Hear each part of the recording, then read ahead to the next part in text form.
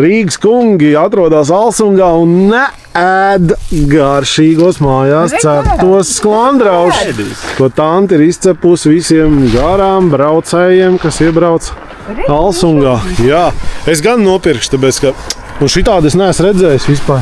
Un tāds arī nav. Kā sēnī, tāds arī nav. Tāds arī nav. Tāds ir tikai te Alsungā.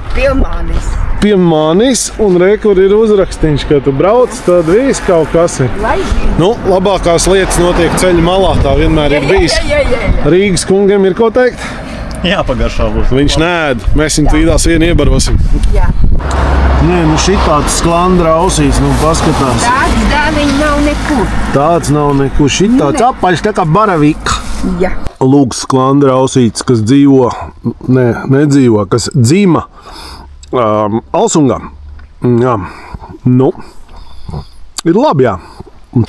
Cik mēs saprotam ar Ivo, ka šitas sklandrauši ir no Alsungas, jo tik daudz kioski ar sklandraušiem un tādas formas es redzu tikai te.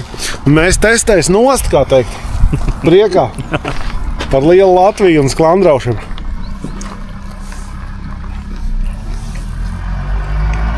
Labs, man salds. Man saldēs. Es kādreiz nevarēju ciest, bet viņi ir reāli garšīgi. Un bazies, kas pat čupiņu. Tantiņa pati izcep. Vienkārši good. Lieliski.